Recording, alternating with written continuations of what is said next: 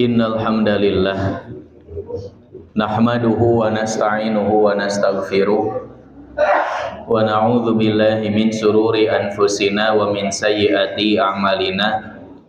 Man yahdihillahu fala mudhillalah wa man yudlil fala hadiyalah. Asyhadu an la ilaha illallah wahdahu la syarikalah wa asyhadu anna Muhammadan abduhu wa rasuluh, amma ba'd. Qala Allah Ta'ala fil Qur'anil Karim, a'udzu billahi minasy syaithanir rajim. Yarfa'illahu alladhina amanu minkum walladhina utul ilma darajat. Wa qala Nabiyyu sallallahu alaihi wasallam, idza ijtama'a qaumun fi baitin min buyutillah yatluna kitaballah wa yatadarasunahu illa nazalathumuz sakinah wa ghasyiyatuhumur rahmah wa khafathumul malaikah wa dzakarahu indah. Ikhwati iman jamaah hadirin wal hadirat rahimakumullah. Alhamdulillah pada maghrib ini Allah subhanahu wa ta'ala masih memberikan kita kesehatan, kesempatan juga kemampuan, meskipun dalam keadaan lelah letih karena sudah berjuang mengikuti setiap perlombaan pada tanggal 17 Agustus, tapi tidak menyurutkan semangat untuk menuntut ilmu yang sudah menjadi rutinitas kita, yaitu di Ahad malam. Alhamdulillah, insyaallah kita akan lanjutkan bahasan kita semuanya berkaitan dengan tata tertib sholat berjamaah bagian keempat. Usah dugikeun ka bagian iraha ieu teh gitu. Pokoknya masareng sena we, Pak. Nah, jadi kita baru sampai ke bagian keempat. Kemarin kita sudah membahas berkaitan dengan membaca amin. Yang dimana membaca amin itu bersamaan seluruh orang yang sholat, baik itu imam ataupun makmum. Berbeda dengan ketika i'tidal. Imam mengucapkan sami Allahu liman hamidah, maka imam pun sama Rabbana lakal hamdu, tapi untuk makmum hanya Rabbana lakal hamdu saja. Jadi ketika imam mengucapkan sami Allahu liman hamidah, makmum kemudian bangkit Rabbana lakal hamdu, atau Rabbana walakal hamdu, atau Allahumma Rabbana lakal hamdu, atau Allahumma Rabbana walakal hamdu. Boleh yang mana saja dipakai, silakan. Itu ketika berjamaah. Tapi ketika munfarid, maka kedua-duanya kita baca dengan lengkap. Sami Allahu liman hamidah, Rabbana lakal hamdu. Kemudian juga ada tambahan selain dari Rabbana lakal hamdu, yaitu dengan tambahannya ada yang mil'us sama wa mil'ul arti wa mil'u masyita min syai'im ba'du, atau ada juga hamdan katsiran thayyiban mubarakan fi. Nah, silahkan mana yang akan kita baca. Ustaz, kalau sampai Rabbana lakal hamdu bisa, dan itu sudah cukup. Tapi mengingat nanti berkaitan dengan kaifiat i'tidal itu merupakan hal yang fardu, yang wajib menjadi perhatian, berdiri tegak setelah i'tidal sebelum kita sujud. Nah, maka alangkah lebih baiknya dipakai tambahannya untuk menyempurnakan berdiri tegaknya kita. Jadi sampai selesai hamdan katsiran thayyiban mubarakan fi, barulah Allahu Akbar, kita turun sujud. Nah, itu. Jadi kemarin kita membahas itu.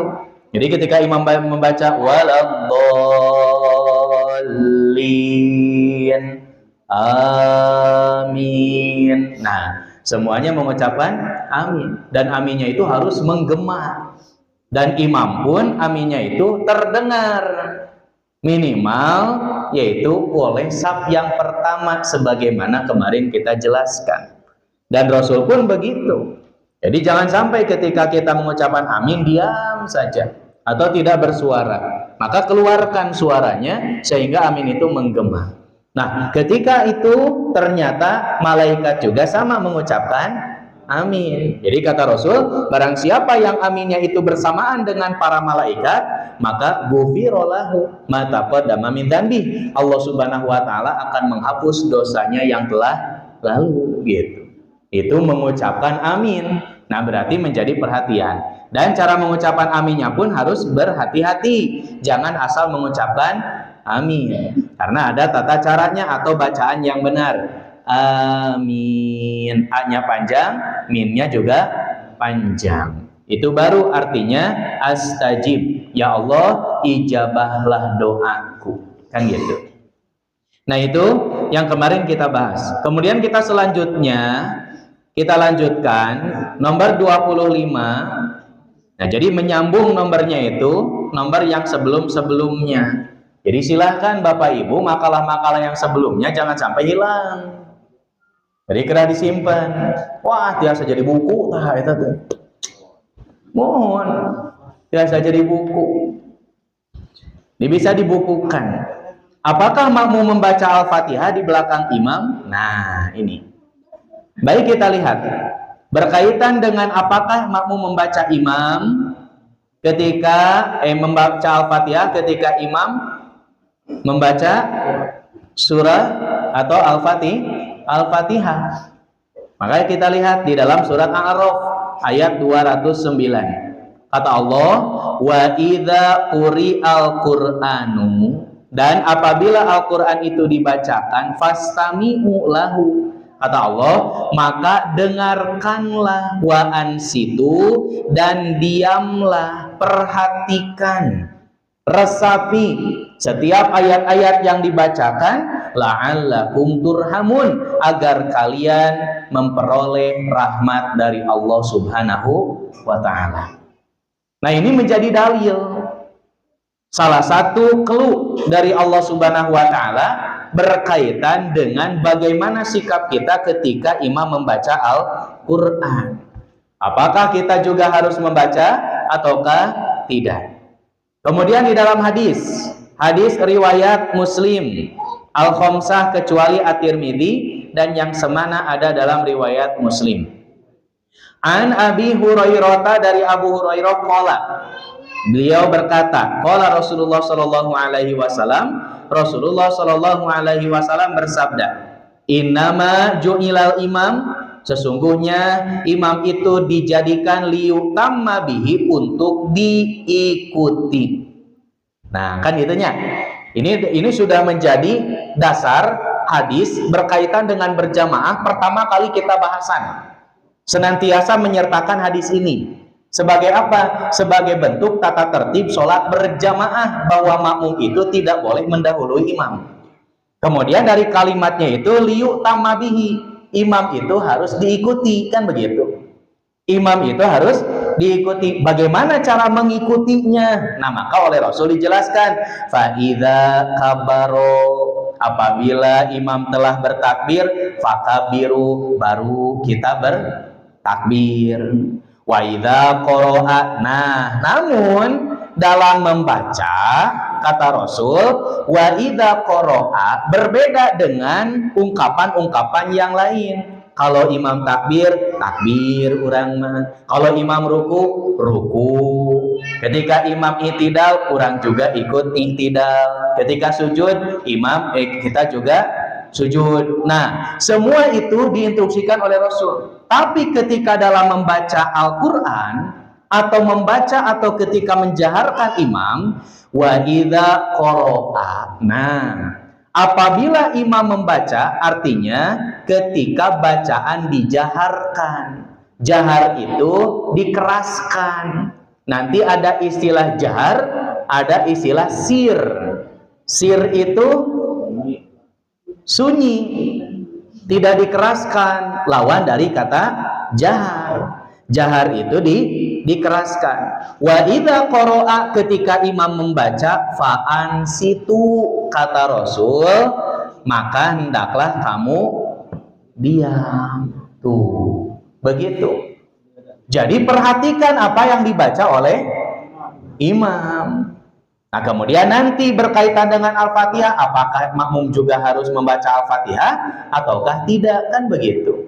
Sehingga di antara para ulama berbeda pendapat. Salah satu di antaranya adalah Imam Syafi'i. Bagaimana Imam Syafi'i itu membuat sikap. Imam memberikan kesempatan kepada makmum untuk membaca Al-Fatihah. Setelah imam membaca Al-Fatihah, berhenti dulu sejenak sebelum masuk ke surat. Nah, prakteknya seperti itu instruksinya, kata Imam Syafi'i. Jadi bukan membaca Al-Fatihah ketika imam sedang membaca surat. Tapi yang di kita bagaimana? Imam membaca surat, makmum membaca Al-Fatihah. Jadi padahal seharusnya prakteknya kalau kita melihat bagaimana Imam Syafi'i itu menginstruksikan atau madhab Syafi'iyah gitu ya. Jadi caranya itu imam memberikan kesempatan kepada makmum setelah imam membaca Al-Fatihah berhenti dulu beberapa saat agar makmum membaca Al-Fatihah. Tapi ternyata pendapat ini berbeda dengan pendapat tiga mazhab yang lainnya. Sehingga pendapat Imam Syafi'i itu diterima hanya oleh orang-orang yang memang mengaku sebagai mazhab Syafi'iyah. Tapi tetap para imam mazhab kan tidak mengajarkan begitu. Ketika memang ada yang lebih kuat, ya silahkan ambillah yang lebih kuat itu, kan gitu.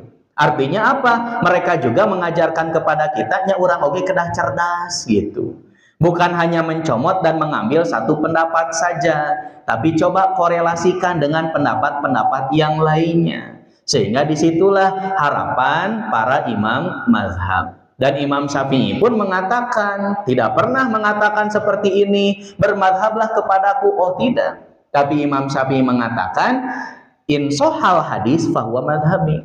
Apabila itu adalah hadis sahih, maka itu adalah madhabku. Tuh. Jadi sebetulnya kalau kita tidak mengaku sebagai madhab Imam Syafi'i, ketika mengamalkan hadis-hadis yang sahih, urang matos diangken ku Imam Syafi'i. Begitu.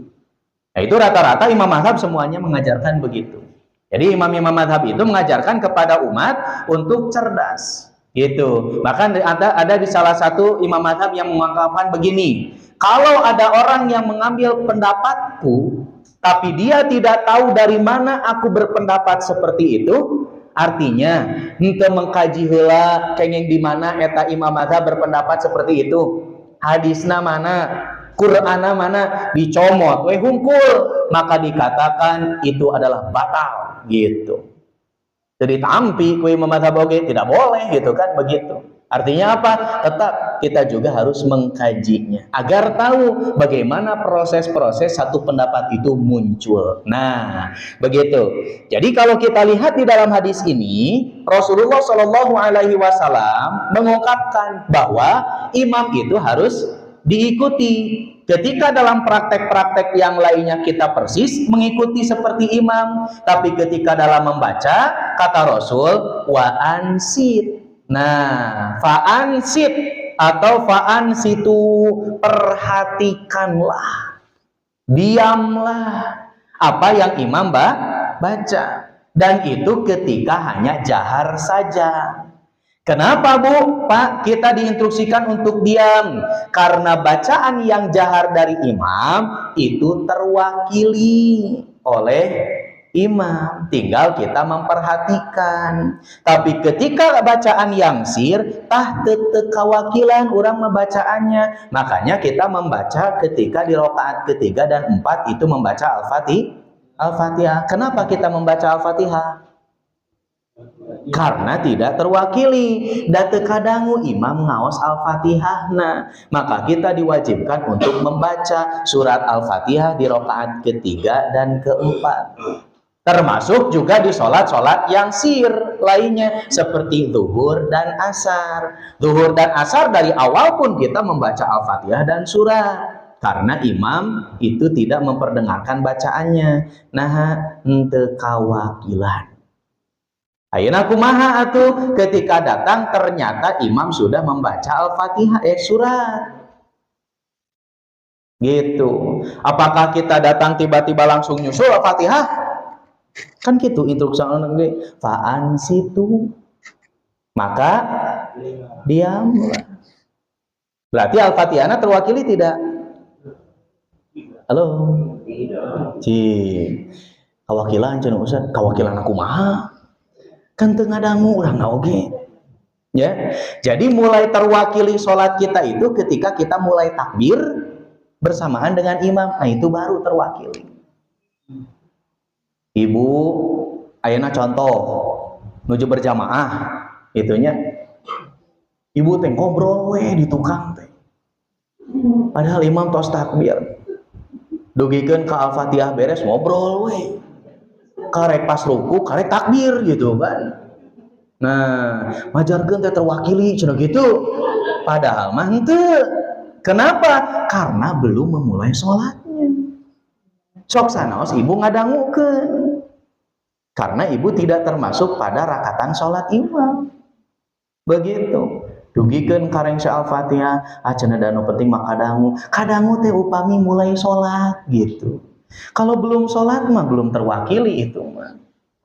Teu acan. Nah, itu harus menjadi perhatian. Makanya punten ketika berjamaah tong jongjoan gitu. Hari imam warang, Bu, rapihkeun. Papuli itu disebut rapihkeun teh gitu kan. Mohon. Nah, rapihkeun teh rapih gitu. Supados naon teu kakantun ku imam. Jadi hati-hati, jangan pedah-pedah ibu teh nuju ngadeg we gitu, tapi teu acan salat, merasa sudah terwakili, teu acan, sok sanaos ibu teh mendengarkan, tapi karena ibu belum salat teu acan kawakilan eta. Jadi terwakili itu ketika sudah memulai salat, nembe terwakili dan mendengarkan. Nah, karena di sini dijelaskan fa'an situ, perhatikan. Ari nu teu kawakilan merhatikeun kumaha? Kan itu, ayeuna nu kalangkung ku urang naon nu kedah kurang diperhatikan? Tidak ada. Karena kita tidak bisa memperhatikan apa yang dibacakan oleh imam. Makanya ketika berjamaah punten teu kenging tunduh. Halo, teu kenging tunduh. Ya. Awas tarunduh tah. Gitu, teu kenging tunduh pokona. Bahaya mau tunduh mah. Gitu mohon. Mau tunduh mah bahaya, ke imam hilap biar aja ngaharulang gitu. Oh,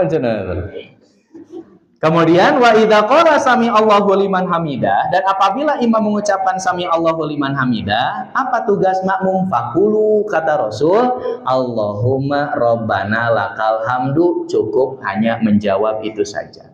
Jadi untuk makmum tidak perlu mengawali dengan sami Allah, karena sami Allah itu imam. Kemudian ketika sami Allahu liman hamidah, kita bangkit Rabbana lakal hamdu. Dan imam pun sama mengucapkan Rabbana lakal hamdu. Makanya kalau imam tegak lama ketika i'tidal, mungkin imam membaca dengan lebihnya. Ari ibu sareng bapak mah henteu. Jadi seolah-olah imam teh asalila. Padahal kitanya yang tidak membaca. Memang cukup Rabbana lakal hamdu sudah, itu teh sudah bisa. Nah, hanya saja imam mungkin memberikan tambahan. Agar apa? Agar lebih sempurna ketika berdiri tegak. Nah, ida makmum atuh. Biasa. Padahal imam teh nangtung keneh we. Makmum mah geus bengkok-bengkok teh we tuurna teh gitu. Gitu tah. Itu yang tidak boleh teh gitu. Kan imam itu liutama bihi, tidak boleh kita mendahului imam. Kemudian yang selanjutnya di dalam hadis riwayat At-Tirmidzi, an Abi Hurairah, dari Abu Hurairah, anna Rasulullah sallallahu alaihi wasallam, Rasulullah sallallahu alaihi wasallam insarafa min sholatin jahara fiha bil qiraah, bahwa Rasulullah Shallallahu Alaihi Wasallam selesai dari sholat yang dijaharkan, kemudian faqala, Rasul bersabda, hal qara'a ma'i ahadun minkum anifan, adakah seorang di antara kamu yang ikut membaca bersamaku? Faqala rajulun, kemudian ada seseorang yang menjawab, na'am ya Rasulullah, muhun ya Rasul abdi eta teh. Kemudian Rasulullah Shallallahu Alaihi Wasallam bersabda, qala mali unaza'ul Quran, mengapa aku dilawan dengan bacaan Al-Qur'anmu tuh. Jadi Rasul terganggu dengan bacaan orang yang mengikuti bacaan Rasul di belakang. Jadi tugas kita itu apa? Fa'ansitu, perhatikan apa yang dibacakan oleh imam. Jangan membersamai imam dalam membaca. Dan tugas kita itu memperhatikan setiap bacaan imam. Tekenge ngaganggu gitu. Anapun orang teh bade nuturkeun, silahkan ikuti, yaitu dengan cara memperhatikan itulah cara mengikuti kita. Da upami merhatoskeun mah pasti orang teh nuturkeun. Upami teu merhatoskeun mah yakin moal. Mohon. Ada pas imam hilap teh atuh makmum ge ngadadak jadi halilap sadayana gitu kan. Padahal kul huwallah atuh eta teh. Nah, da ngalamun atuh makmumna oge gitu, tidak memperhatikan imam. Nah, maka perhatikanlah apa yang dibaca imam. Ketika kita memperhatikan, disitulah kita juga sedang mengikuti bacaan imam. Tidak perlu diucapkan, karena itu bisa mengganggu bacaan imam. Kadang aya nu dipengker teh ngahaja, duka ada kumaha kebiasaan teh. Termasuk anu dinasir gitu nya, ketika zuhur gitu kan. Allahu Akbar. Bismillahirrahmanirrahim. Alhamdulillahirabbil alamin. Imam mah jempena eta nu ditukang tarik-tarik teuing gitu kan. Mohon gitu. Atau saya jempe gitu nya. Da sami sadayana ge nu maca eta teh gitu. Mohon, namanya sir itu tidak ada suara. Ini kok menuju berjamaah gitu. Bukannya nyaman, malah terganggu, apalagi yang di pinggirnya itu. Laras kan? Karaosna begitu. Jadi ketika kondisi sir ya sudah. Sir gitu. Silahkan dibacakan, iya, tapi tidak ada suaranya. Dan kita tidak boleh balem.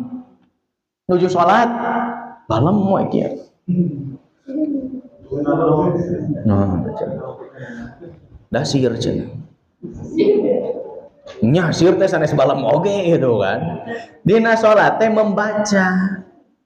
Membaca itu mengucapkan gitu. Ari di makna diurang kan membaca teh bisa jadi membaca itu tidak mengucapkan kan gitunya. Diurang mah gitu. Membaca teh lamun dan apabila Al-Qur'an itu dibacakan membaca. Najroha teh membaca. Tah Quran mah henteu kitu. Artinya membaca itu adalah dengan cara mengucapkan, melafalkan setiap huruf-huruf yang ada di dalam Al-Quran. Makanya ketika sholat tidak boleh berhenti kalau memang ketika pada waktu itu kita wajib untuk membaca. Tapi kalau misalkan ketika imam sedang membaca, maka tugas kita adalah diam dan memperhatikan. Nah, inilah teguran Rasul kepada seorang sahabat. Qala fantahanasu anil qiraati ma'a Rasulillah sallallahu alaihi wasallam fima jahara fihi Rasulullah. Nah, maka di sini Abu Hurairah berkata, kemudian berhentilah orang-orang dari membaca Al-Qur'an ketika bersama Rasulullah yang beliau menjaharkan bacaannya. Kawit nama sok nuturkeun bacaan teh. Bahkan aya anu tarik koge gitu. Kemudian Rasul menegurnya. Setelah itu tidak ada lagi yang membaca Al-Quran bersama dengan Rasul, tapi memperhatikan apa yang dibaca oleh Rasul. Itu. Kemudian yang selanjutnya, an Abi Hurairah, dari Abu Hurairah, ani Nabi sallallahu alaihi wasallam, dari Nabi sallallahu alaihi wasallam qala, beliau bersabda, man sholat sholatan lam yaqra fiha bi umil Quran. Siapa yang sholat tetapi ia tidak membaca umul Quran, Al-Fatihah, fahiya khidajun, salasan, maka sholatnya khidaj, yaitu tidak sempurna. Sampai Rasul itu mengucapkan tiga kali, wairu tamamin, nyata tidak sempurna.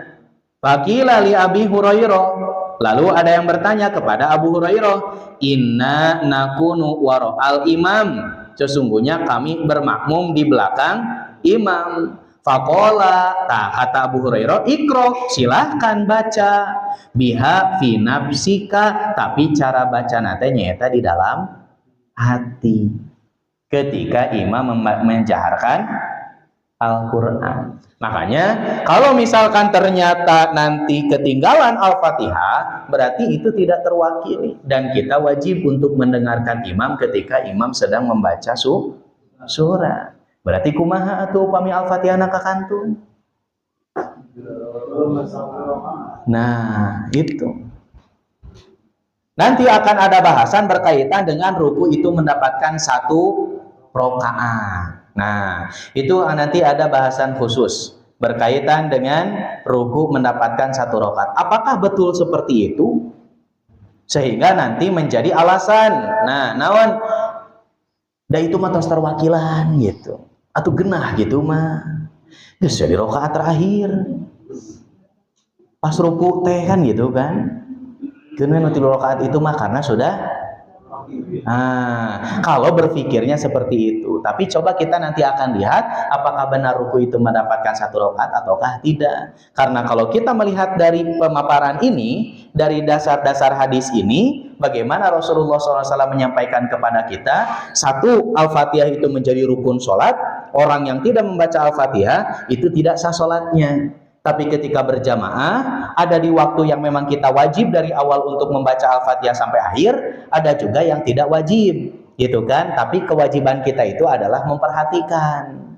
Maka kita akan mendapatkan Al-Fatihah itu ketika kita mendapatkan bacaan imam. Kalau imamnya kita tidak dapatkan bacaannya, berarti Al-Fatihah kita tertinggal. Bagaimana kalau seperti itu? Berarti yang 1 rakaat itu menjadi tidak sempurna, sehingga harus bagaimana? Harus ditambah 1 rakaat lagi. Begitu. Halo, tong tunduh nuju berjamaah mah. Mohon, kade tong tunduh. Wah, iya tuh acan berjamaah, iya tuh iya terus saya bentak ieu teh gitu. Nah, saya goreng tong tunduh nuju berjamaah mah gitu. Nah, itu ya. Jadi, apakah makmum membaca Al-Fatihah di belakang? Tugas makmum adalah memperhatikan. Maka nanti ada bahasan khusus. Ketika imam sudah menjaharkan bacaan, tapi kita belum selesai membaca iftitah, maka iftitahnya harus diberhentikan. Kemudian fokus memperhatikan bacaan imam. Itu. Maka kesimpulan, makmum wajib mendengarkan bacaan Al-Quran imam yang jahar, baik Al-Fatihahnya maupun suratnya. Catatannya ketika jahar. Tapi ketika sir, maka kita diwajibkan untuk membaca Al-Fatihah dari awal. Zuhur, ya, maka kita diwajibkan untuk membaca Al-Fatihah dari awal. Zuhur itu sampai akhir. Kenapa? Karena tidak terwakili. Asar, kita wajib membaca Al-Fatihah dari awal sampai akhir. Karena imam tidak menjaharkan dan kita tidak terwakili bacaannya, maka kita wajib untuk membaca. Ketika masuk ke maghrib, nah maka rakaat pertama dan rakaat kedua itu dijaharkan. Kewajiban kita adalah memperhatikan bacaan imam. Kalaupun mau mengikuti, ya silakan ikuti, tapi di dalam hati, kata Abu Hurairah, tidak boleh diucapkan. Begitu. Kemudian yang selanjutnya, tasbih dan tepuk tangan. Ini adalah praktek cara mengingatkan ketika imam salah atau lupa dari bagian-bagian sholat.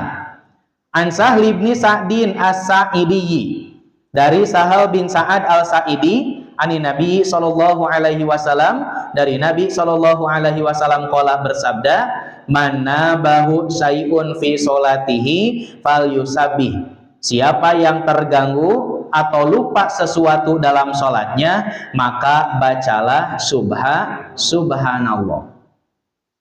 Kemudian, innamat tasfiku lin nisa'i wat tasbihu lirrijali. Sesungguhnya tepuk tangan, cara memberitahu untuk perempuan, yaitu dengan tepuk tangan, dan bertasbih itu untuk laki-laki. Gitu, Bu. Jadi untuk perempuan tidak boleh mengucapkan subhanallah, Ibu, gitu kan. Itu mah untuk laki-laki. Jadi kalau untuk perempuan mah tepuk tangan. Tepuk tangan, weh. Gitu. Tengah dangu kene. Euy, weh. Gitu. Gitu, tapi dah kadang ngomong gitu kan. Atau bisa jadi malah imam nu teu ngarti di tepuk tangan teh gitu kan. Naon cenah eta teh kalau berada. Dikeprokan jika kan japati wae gitu kan. Nah, berarti imamnya yang tidak tahu bahwa ada bagian yang lupa gitu. Tapi kalau untuk laki-laki, bagian yang lupa itu dengan mengucapkan subhanallah. Nah, ketika ibu sedang berjamaah dengan bapak-bapak, ibu mah diam weh, imam lupa juga. Biarkanlah bapak-bapak yang mengingatkan. Tapi nanti di tempat-tempat yang lain seperti atahiyat awal, ini sering saya sampaikan, imam lupa atahiyat awal tapi sudah berdiri tegak, maka jangan memaksa makmum untuk imam duduk lagi. Tekengeng, tapi makmum juga harus ikut berdiri. Kenapa? Karena posisi imam sudah ada di posisi rakaat yang ketiga. Kecuali kalau imam lupa masih dalam proses berdiri, maka silahkan kembali lagi. Tapi ketika berjamaah mah yang mungkin ingat itu tergantung pada imamnya, dan makmum rata-rata pasti bakal ketinggalan. Dan imam posisi sudah dalam keadaan berdiri. Dan kita pun harus ikut berdiri. Oke, yang dipaksa subhanallah. Subhanallah. Subhanallah, subhanallah. Nah, tidak boleh. Jadi kita juga harus ikut. Nah, tinggal nanti ingatkan. Kalau misalkan ternyata beliau ingat imamnya itu ketika dalam sholat, maka sujud sahwilah sebelum salam. Tapi kalau ternyata lupa sampai akhir, sampai salam juga tidak ingat, maka ingatkan oleh kita, tadi atahiyat awalnya hilang. Nah, maka laksanakan sujud sahwi setelah sholat. Itu, setelah salam. Begitu.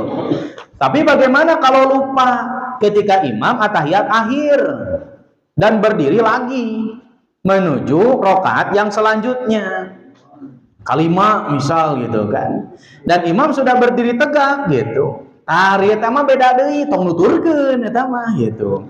Karena itu mah jelas apa namanya untuk diingatkan dan imam boleh turun lagi. Seperti itu.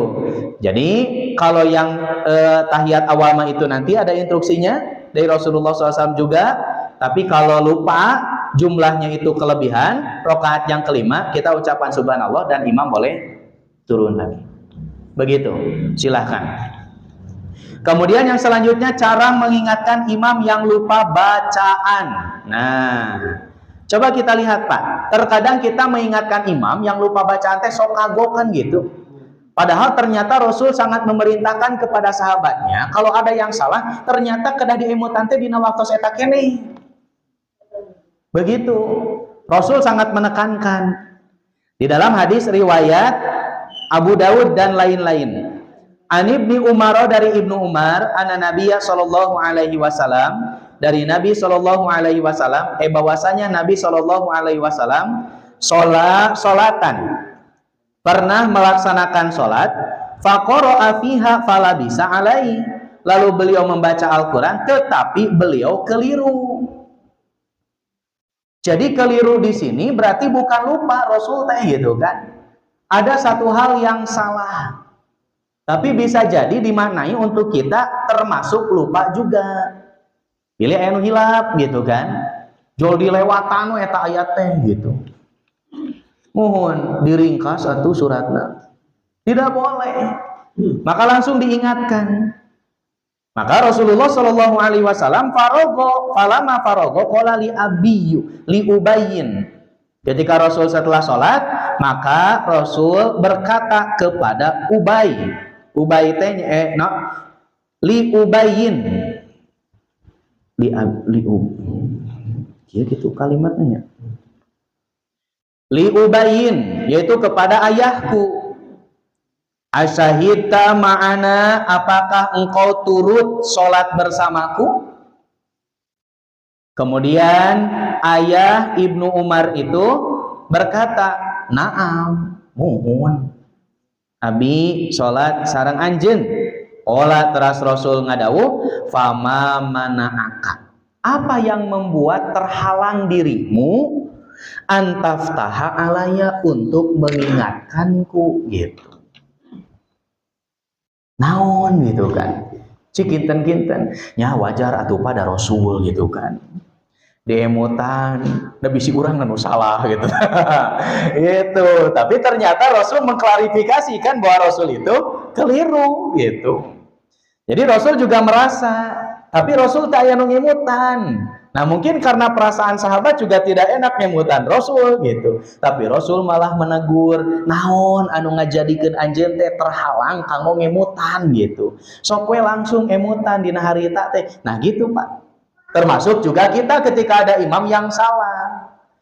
Ada juga yang membaca surat Al-Ikhlas teh tungtungna teh sok dibaca panjang wae. Qul huwallahu ahad. Ahad langsung eta teh demutan. Allahus somad. As-somad tong somad atuh. As-somad pendek. Mohon. Lam yalid wa lam yulad. Yulad. Nah, langsung eta teh demutan. Bahwa akhir panja akhir di surat Al-Ikhlas itu adalah pendek.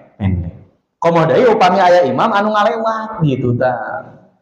Sayat dua ayat langsung we ngacrol gitu. Karena sieun salah, eta teh salah gitu kan dilewatan teh. Kumargi sieun salah cenah gitu dilewatan, atuh beuki salah dilewatan mah. Atanapi yang sering terjadi di surat Al-Bayyinah. Al-Bayyinah ada imam yang membaca. Cing urang aosnya Al-Bayyinah. Bismillahirrahmanirrahim.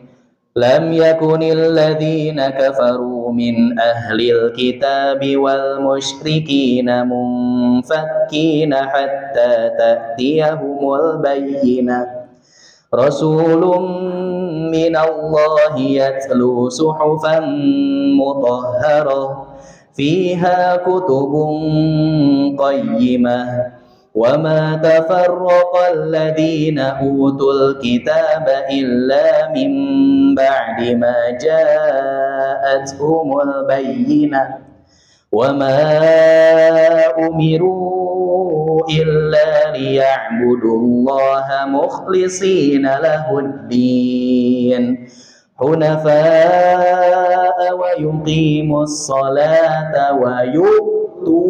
Nah, biasana teh wa yu'tunaz zakah.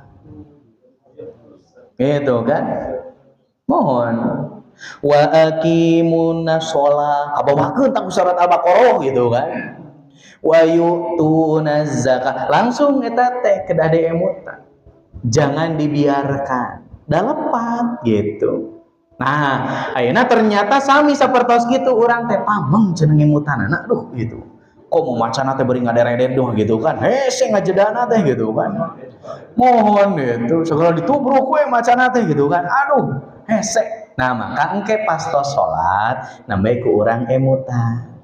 Tapi cara ngemutana bapak nyanda Qur'ana.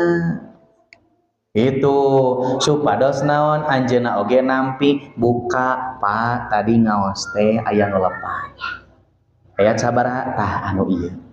Teu aya nuna tapi bapak tadi ngaosna aya naan lepat. Teu buktoskeuna langsung ku Quran. Gitu. Nalika diemutan, nah pongbaeun mohon sabrap deemutan teu ka masjid deui. Hugu deemutan teh kedah nama alhamdulillah kan gitu. Ketika diingatkan ada yang salah, aduh alhamdulillah atur nuhun pisan. Tah itu nu hebat teh gitu. Ulah mentang-mentang peda urang imam maca surat eta seolah-olah kita yang lebih tahu, tidak. Maka perlu dibuktikannya dengan Quran teh eta. Mohon pun guru ngawaskeun surat An-Nazi'at salah satu huruf karena sering dibacanya begitu. Kusimburing tadi emutan, Ustad eta teh sanes sya tapi sa. Ngaimaman mah ngaimaman ngan teu pernah dibaca deui waktos ngaimaman eta surat An-Nazi'at. Teras dina juz katilu tilkar rusulu faddalna ba'dahum ala ba'd. Ba'do anjeunna ngaosna ba'du. Kusim kuring Ustad sanes ba'du tapi ba'do. Ngaimaman mah ngaimaman ngan teu pernah dibaca deui ayat eta. Gitu. Padahal silahkan saja dan alhamdulillah gitu. Nah, ieu teh tantangan anu janten imam. Jangan pernah merasa ketika kita sudah jadi imam seolah-olah kita itu selalu benar. Satu saat pasti ada yang lupanya. Termasuk Rasul oke. Malah Rasul teh negur sahabatna. Nah, teu ngingetan atuh gitu. Calik we ya wajar pada waktu itu mah gitu kan. Dan para sahabat juga belum berani, tapi ketika Rasul sudah mengingatkan seperti itu, kemungkinan ketika Rasul lupa langsung diingatkan. Jangankan baca Quran, sholat asar jadi 2 rakaat kan sahabat mah teu wantun atuh nyebatkeun subhanallah. Mohon 2 rakaat. Da Rasul bilih naon kan aya probihan. Mohon mata waktu Rasul angkat ditaros, ya Rasul hari sholat asar teh aya probihan gitu syariatna gitu. Mohon atuh da teu wantun sahabat teh langsung subhanallah gitu kan. Nah gitu tadi teh 2 rakaat. Rasul kan ragu dah, maka Rasul deui ka masjid. Nah Rasul ka sahabat nu sanes, mohon gitu tadi teh 2 rakaat. Mohon donya Rasul lain hilang. Maka Rasul memerintahkan untuk sholat lagi nambah 2 rakaat deh. Dan kemudian sujud sahwi di akhir. Lamun diurang aya nu siga kitu tong ragu nu kitu mah gitu kan. Tong sieun wah sigana mah berubah meureun syariatna. Da lain Rasul atuh Pak gitu. Langsung we subhanallah gitu kan. Nah, kalau ternyata kita melihat posisi imam ketika di rakaat kedua duduknya tawaruk itu ketika duduk tasahud akhir, maka langsung kita ingatkan subhanallah supaya merubah posisi duduknya menjadi iftirosh. Iftirosh itu duduk tasahud awal. Begitu. Mohon. Urang teh da kagok deui ngingetan teh nya gitu kan. Dugikeun kaberes imam rek salam assalamualaikum subhanallah. Gitu. Nah, maka tidak apa-apa imam berdiri lagi. Itu dina hal eta. Nah, aya intermezzo. Nuju ngaimaman teuing gempeur, teuing semangat teuing. Pas ka rakaat nu kadua teh di rakaat nu kadua maca surat Al-Ikhlas. Qul huwallahu ahad. Allahus samad. Subhanallah. Balikan deui. Qul huwallahu ahad. Subhanallah. Mana jeung salahna teh gitu kan. Rek ganti posisi subhanallah gitu kan. Makmum teh kesal-keseleun teh Al-Fatihah cenah gitu. Al-Fatihah na poho cenah gitu. Bingung atuh gitu kan. Nah, awas gitu kan. Jadi hal-hal yang seperti itu mungkin ya mungkin. Jadi ingatkan saja ketika imam lupa. Jadi lupa bacaan imam tidak perlu sungkan, ingatkan saja. Kemudian adanya penghalang pembatas antara imam dan makmum. Coba kita lihat hadis riwayat Ahmad Nailul Autor dalam kitab Nailul Autor jilid ketiga halaman 321. An Aisyah dari Siti Aisyah qalat ia berkata, kana lana hasiratun nabsutuha wa nahtajizu biha bilail. Kami mempunyai hamparan tikar yang biasa kami bentangkan di waktu siang dan dijadikan dinding di waktu malam. Fasholla fiha, sedangkan naon namina teh fasholla fiha Rasulullah sallallahu alaihi wasallam, maka Rasulullah sallallahu alaihi wasallam salat dzata lailatin pada suatu malam. Fasami al muslimuna qiraatan fasolu bi salatihi, maka orang-orang muslim itu mendengar bacaannya lalu mereka salat mengikuti salat Nabi. Fala maka nati lailatu tsaniyatu kathuru fattala'a alaihim, maka pada malam kedua orang bertambah banyak. Faqala ayyuhan nas, kemudian Rasulullah Shallallahu Alaihi Wasallam membalikkan badan lalu melihat kepada orang-orang, ayyuhannas, wahai manusia,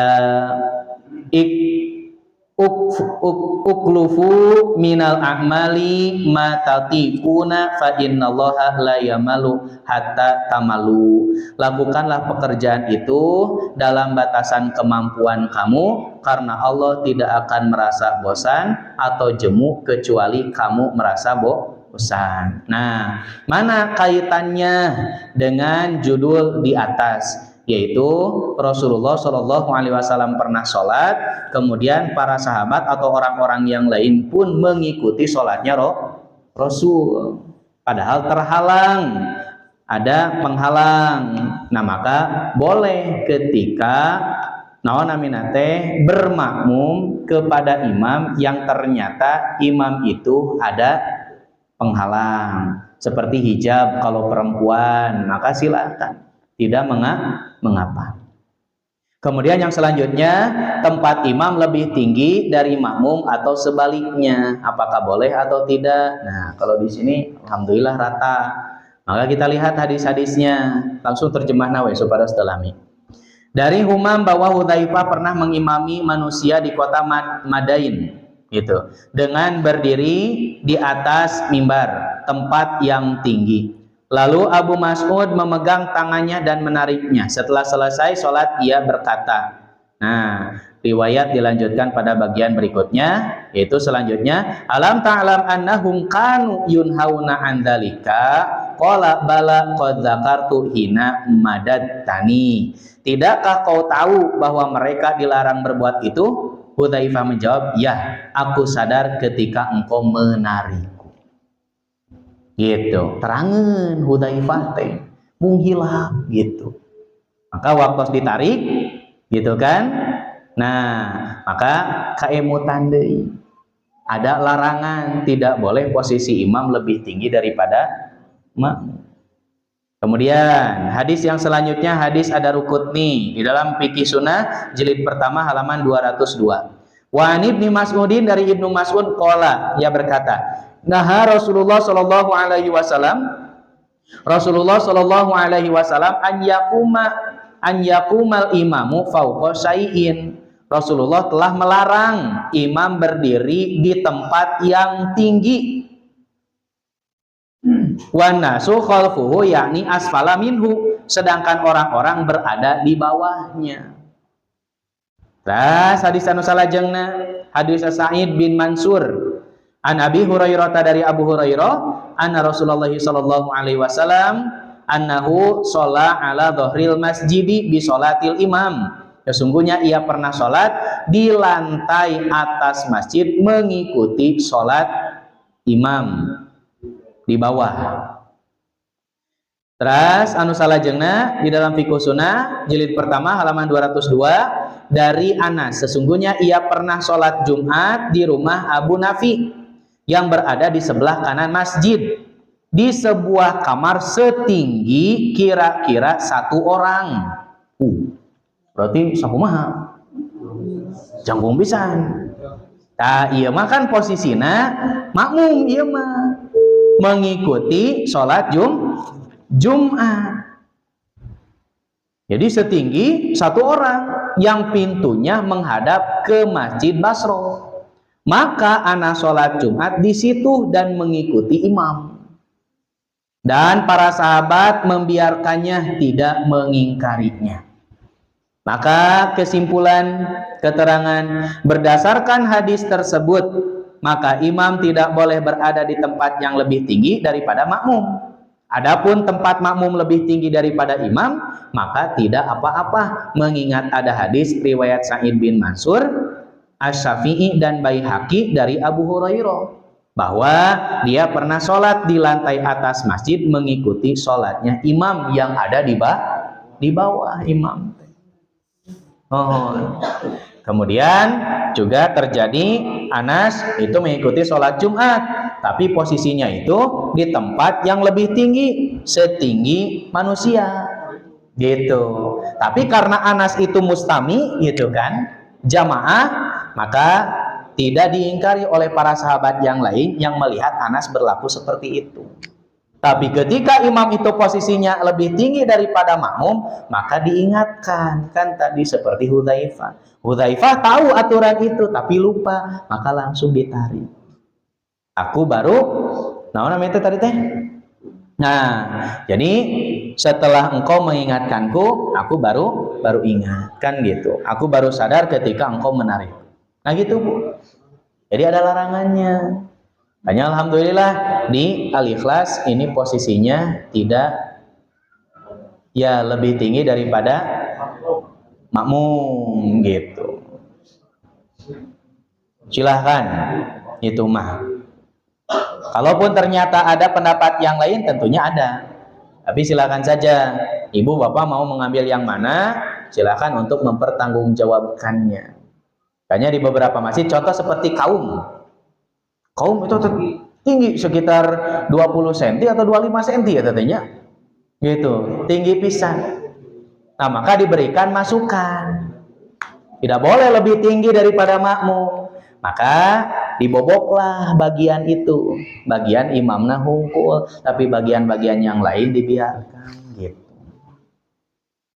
Nah, boleh nanti juga kalau misalkan ada masjid yang terlanjur ditinggikan, ya silahkan papas saja supaya hente banyak biaya deui kalau misalkan dihancurkan semuanya. Tapi bagian-bagian yang memang ternyata dipakai untuk sholat imam saja. Bagian yang lain biarkan saja. Begitu. Nah, itu di masjid kaum kan begitunya. Tinggi pisan ya masjid kaumnya. Nah, itu teh diberikan masukan. Maka dihilangkanlah. Awalnya mah tinggi. Gitu. Diberikan masukan, maka dihilangkan bagian imam hungkul.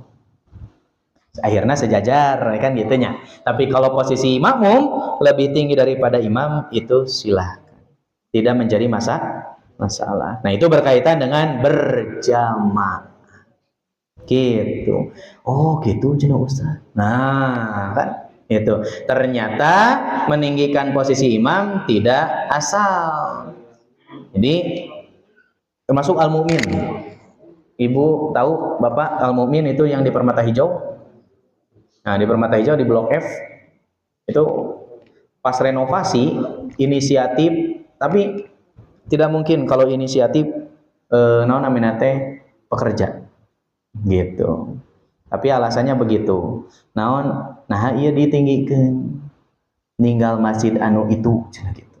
Da posisi imamna oge ditinggikeun. Maka kita ajak berdiskusi semua pihak DKM untuk memberikan alasan apa alasannya sampai ditinggikan posisi imam. Pada akhirnya DKM juga merasa tidak tahu, maka kita kasih masukan sesuai dengan apa yang Rasulullah SAW berikan kepada kita semua bahwa ada larangan untuk imam lebih tinggi daripada makmum. Sehingga dibongkarlah semuanya padahal sudah jadi. Kita memberikan usulan itu cukup bagian itu saja. Tapi karena ya alhamdulillah panginten aya danana gitu kan. Akhirnya dibongkarlah semua. Rata aya nama jantan gede itu. Karena sebelumnya juga rata tapi pas direnovasi itu tiba-tiba jantan tinggi. Nah, kita berikan masukan. Kita juga tidak menutup diri, silahkan saja kalau ada apa namanya? Ada alasan yang jelas yang bisa dipertanggungjawabkan ya mangga gitu kan. Tapi ternyata tidak bisa memberikan alasan, pada akhirnya DKM juga bertanya gitu. Ya kita sampaikan saja. Dan DKM pun menerima gitu kan. Ya pada akhirnya langsung diratakan. Nah, dalam hal ini karena kita memperhatikan ini adalah urusan ibadah, maka kita senantiasa memposisikan diri untuk semaksimal mungkin agar ibadah kita diterima oleh Allah gitu. Disitulah tujuan kita mencari ilmu, membahas berkaitan dengan hal ini salah satu diantaranya.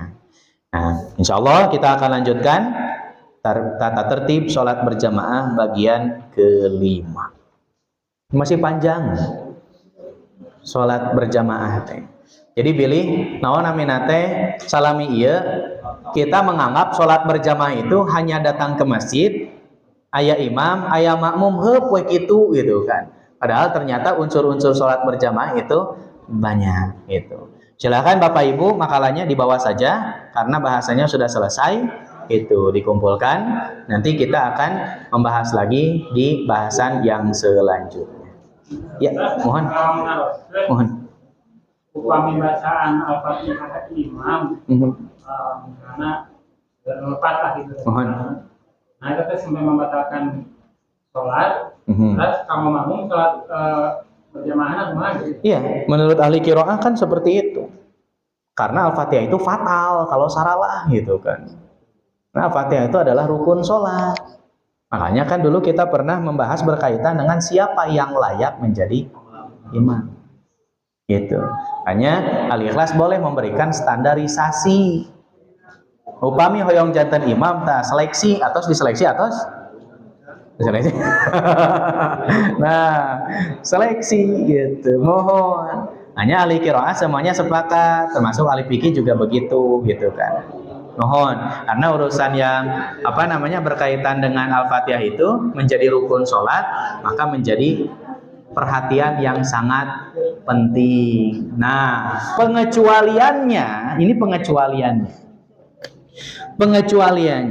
kalau sedang proses pembelajaran dan ternyata memang masjid itu teu aya sama sekali anu memang tiasa dijadikan imam, kecuali dirina adan manehna, qomat manehna, imam manehna, makmum manehna. Oke. Nah, gitu. Diborong we gitu. Bukan tidak mau memberikan ke orang lain, betul oke gitu kan. Begitu. Dan bacaannya pun apa adanya begitu. Seperti di perkampungan. Yang hanya demikian bacaannya seperti itu. Nah, itu masih dalam batas tolerir. Gitu. Tapi ketika memang sudah ada yang layak untuk dijadikan imam, itu lebih selamat. Jangan dibiarkan. Jadi jangan dibiarkan, karena itu menjadi hal yang sangat penting yang harus menjadi perhatian. Makanya dalam urusan menjadi imam, khususnya sholat gitu, tekengeng asal pede. Dari pede mas sadayana oge, pedenya wantun gitu kan. Tapi unsur-unsur syariatnya itu kan yang harus jadi perhatian untuk kita.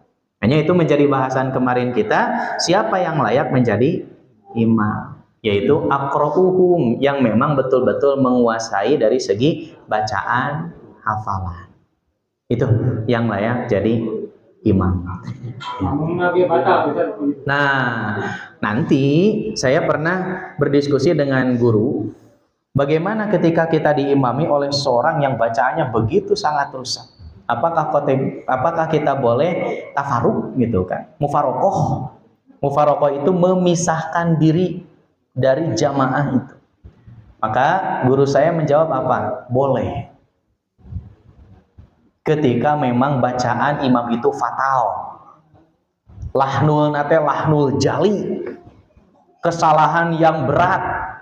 Sanes lahnul khofi eta mah. Bukan kesalahan yang ringan. Huruf nate patukeun we gitu kan. Panjang pondokna oge patukeun we gitu. Nu pondok dipanjang-panjangkeun wae gitu kan. Nu panjang dipondokeun gitu kan. Wah, lahnul jali itu. Maka kata guru boleh mufaroqah.